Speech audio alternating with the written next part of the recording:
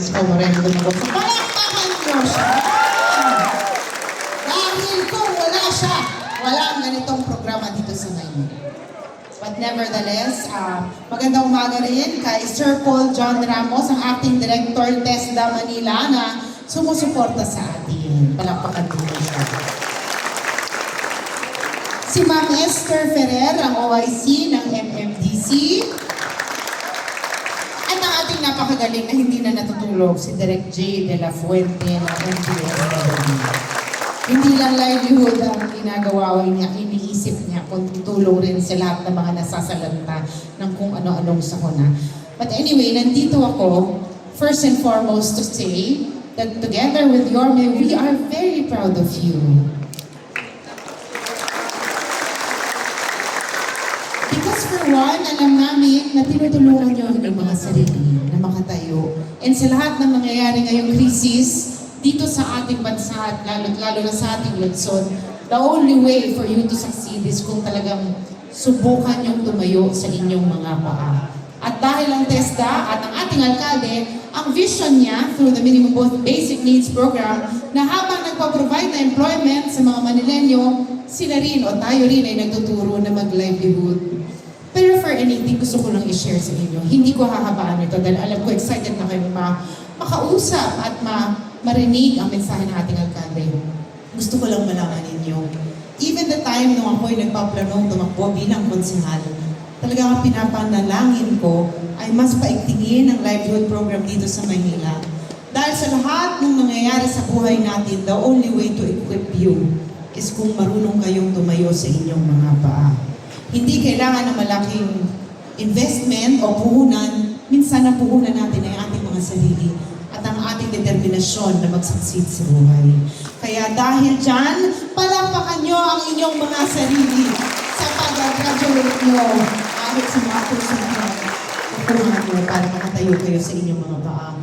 But if there's anything really, ang pinaka-kinikilig ang aking puso dahil ang mga pinangako namin ni Yorme, lalo mga pinangako niya na paigtingin ang livelihood program dito sa Maynila. Ngayon, nakikita nyo na ito ay naisa sa katuparan na at tuloy-tuloy itong mangyayari dahil ganun kayo kamahal ni Yorme Isko Moreno Dumago.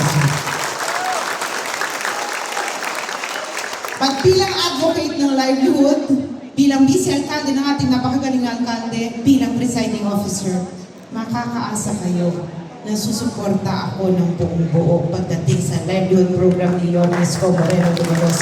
Dahil lang gusto namin, balang araw, pagtapos na ang lahat ng mga ito, legasiyan namin ang buhay nyo na nagsucceed dahil sa tulong ng gobyerno dito sa Maynila. Maraming salamat po sa inyo lahat. At lagi kayong mag-iingat at sana naway gawin nyo kayamanan kung ano man ang natutunan nyo ngayon. Dahil yan din ang susi para sa kayamanan ninyo ng balang araw. Maraming salamat. Manila! God first! Thank you so much, Vice, for inspiring us and congratulations our graduates. Salamat po, Vice. Muli po, magandang umaga sa inyong lahat. At sa umagang ito, pinakahihintay po natin, ibinibigay ko po sa inyo ang tao na tunay na may malasakit at pagmamahal sa ating lahat sa Maynila, ang alkalde ng lungsod ng Maynila, Yorme Isko Moreno Dumago.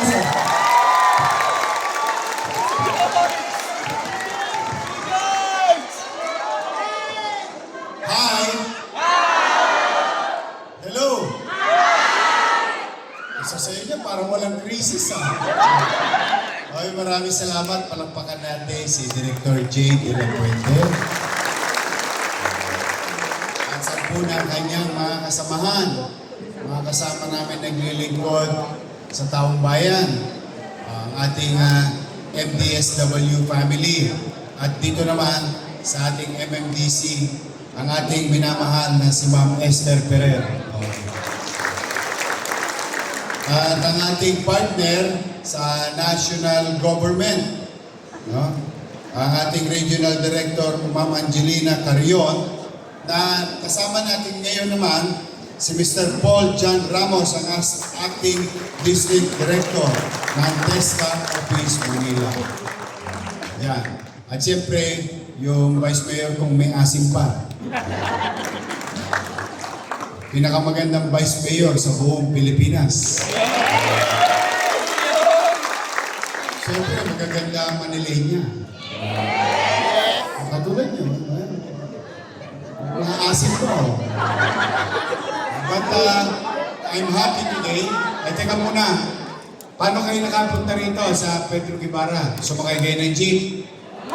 Sino sumakay ng jeep? Taas ang kamay. Sino nakalibre? Okay. Masaya na ako. Basta tumama kayo sa programa ng gobyerno. Yan naman ay aking kinalulugod. Sa bawat matitikmang programa ng gobyerno para sa tao, at yun ay naramdaman ng tao, yun po'y tagumpay. Maliit na tagumpay namin. At yun ang nagbibigay ng baterya sa akin na to keep on going. Tulad ngayon, 735 individuals again will be properly equipped through skills that provided by the city government. Ibig sabihin, hindi natigil ang pamahalang lungsod kahit na may krisis, tayo kinakaharap na bigyan ng mga tools, skills, yung mamamayan para na sa ganoon, sa oras ng medyo gumagaan na muli ang ekonomiya, ay yung mahanaping empleyado sa lungsod ng Maynila ay peak para doon sa particular na task. Dito sa Maynila, lagi kong sinasabi nga na sa mga negosyante, sabi ko, welcome po kayo sa Maynila. Magaan magbukas ng negosyo sa Maynila dahil niluluwagan ko ang mga ilang alituntunin upang sa lalong madaling panahon makapagbukas ng negosyo ang negosyante. Bakit? Anong dahilan? Dalawang bagay. Unang-unang bagay ay dahil gusto ko yung mga taga Maynila magkaroon ng trabaho. Dahil ang trabaho ay bahagi ng pulisiya ng inyong lingkod under the MBN program. MBN, ibig sabihin, minimum basic needs. Housing, education, healthcare, and jobs. Jobs creation. Pero ayoko naman mapapahiya na kapag inire-recommend ako yung mga taga Maynila sa mga negosyong nagbubukas sa Maynila, gusto ko naman maalam yung ating mga future employees or even entrepreneur sa lungsod ng Maynila. In fact, yan ang lagi ko sinasabi sa mga negosyo. Sabi ko, pwede ba akong makisuyo sa inyo? Ako, pag magbubukas na kayong negosyo, naprobahan na ng gobyerno ng Maynila, ang pakiusap ko lang, hindi ko naman ipinipilit dahil ayoko naman pakialaman ang hanap buhay nila, pero ang pinakikisuyo ko, kung po pwede sana, ang kunin ninyong trabahante, empleyado, o kasama sa negosyo ay tagalungsod ng Maynila. Kaya today, ito yung isang patunay na patuloy na hindi titigil at mapipigilan ang ating pamahalang lungsod to fully equip our people for future endeavors. At yung iba nga sa inyo dyan, malamang may konting naisubi, naitabi, meron na kayong kaalaman. Ang duda ko, yung iba sa inyo maghahanap buhay. Yung iba sa inyo mamumuhunan. Ay, yung iba sa inyo pupunta sa Mumbai. Bali. Kanda bali-bali po to. Dahil sa kagustuhan ninyo gawin sa lalong madaling panahon ang bagay na natutunan ninyo sa pagiging entrepreneur. And I'm pretty sure some of you also, pagtapos ang araw na ito, mag-iikot na sa Maynila. Mag-a-apply na ng trabaho.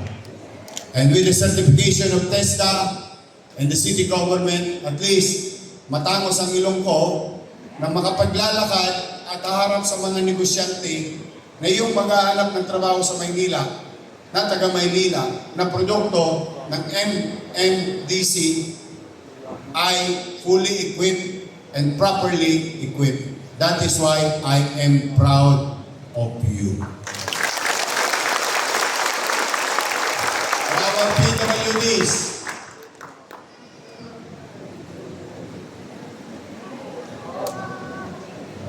ayan, sa Maynila, senior citizen pwede magtrabaho.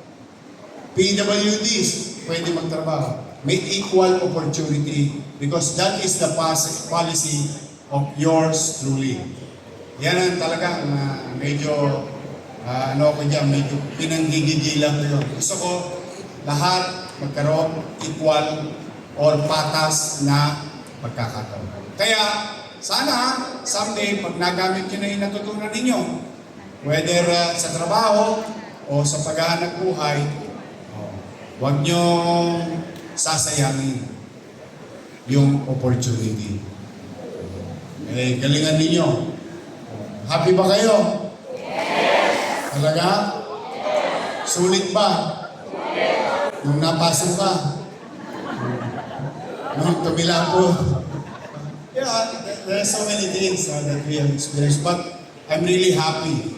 Chichi and I, and the entire city council is very happy and proud to each and every one of you.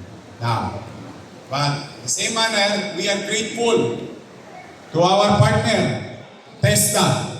Palakpakan natin ang TESDA. Hindi lang natin sila partner to provide skills. Aba, talaga naman. Sana to, mabasa ng ulan to mga to. Para dumami pa. Inabot nyo ba yun? Gremlins? Pero ito yung gusto mong dumami na mabuti. Sapagkat ang TESDA po hindi lang katulong ng Maynila at mga batang Maynila to provide skills in equipping our people. Sila po ay tumulong din sa atin. Humigit kumulang 1 milyong piso ang donation ng TESDA sa atin. Yung nakikita niyong mga gamit na yan, nakaraan, binigyan din tayo. O ngayon, binigyan tayo ulit. Harapin ko nga, sana umulan na mamaya para paglabas ni Jan, dumami siya. O yung iba dyan, magagamit naman natin saan? Palawak na ng palawak itong programa natin ito. Pati sa Boys Town, magsisimula na rin tayo magturo sa mga batang Maynilang tangan-tangan ng inyong pamahalang lungsod at pinangangalagaan ng ating Manila social welfare. Kaya sa inyo, sa mga magulang ninyo, ewan ko lang kung may jowa kayo. Meron? Sino ang walang jowa? Taas ang kamay. Gusto nyo ayuda, jowa?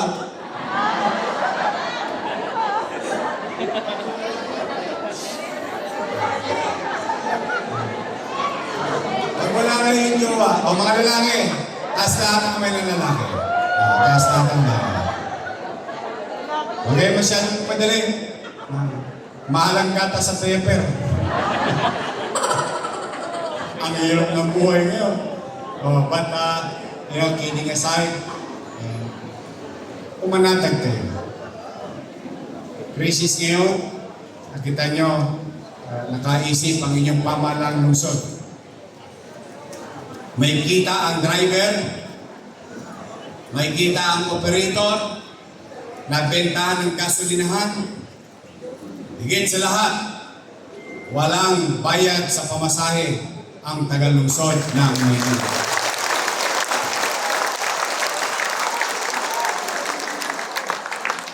Now, yung ating mga nakisapi na mga driver, nasaan man sila ngayon? Samang kalsada na naglilingkod kasama ng pamahalang lungsod sa ating mamamayan. Pwede ba iparamdam natin sa kanila yung ating pasasalamat Palakpakan natin ang pinakamalakas yung palakpak para sa mga driver ng Maynila.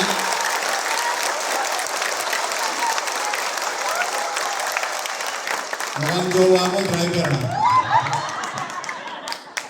Palduhin.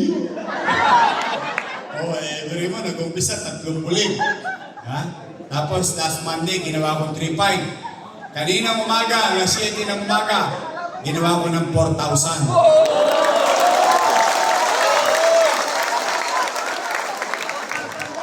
Kaya malamang, makikita ka na sa Santa Mesa mamaya. O baka sa Quirino. Gusto ko lang pasayahin kayo. And I want you to be proud of yourself because I am proud of you.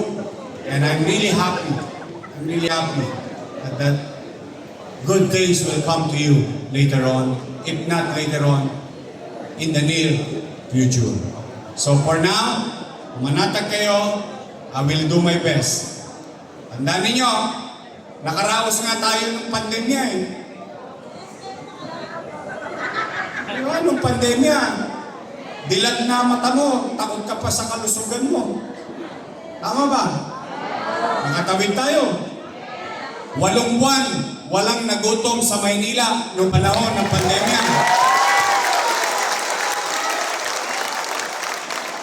Ngayon pa kaya? Gas lang yan. Bumibili nga kami, Red Doors eh. Walang laban niya sa gin. Mas matapang ang gin, high octane. But kidding aside, we will survive. Lahat ng bagay may katapusan. Ganon din ang problema sa buhay. But for now, people, government, national and local, and private sector must come together. We must come together. Kailangan natin magbalikatan, mag-atangan, tulong-tulong. Because at the end of the day, nobody will come to our country and help Filipinos. Tayo lang, kapwa Pilipino, ang tutulong sa kapwa Pilipino.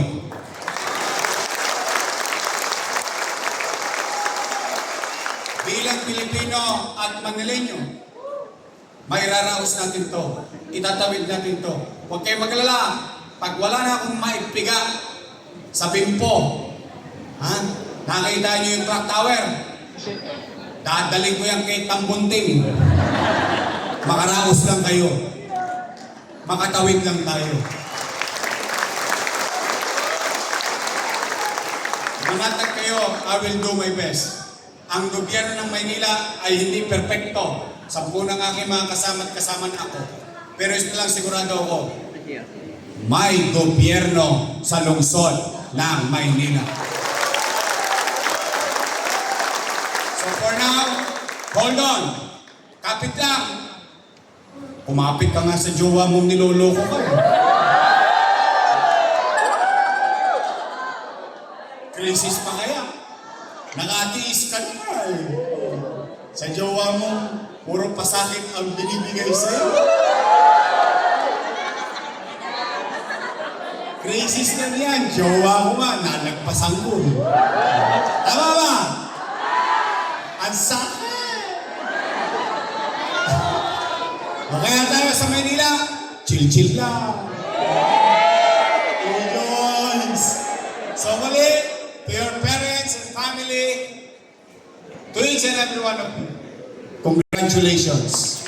At pagpalain nawa kayo ng buong may kapal. Sabay-sabay, Manila!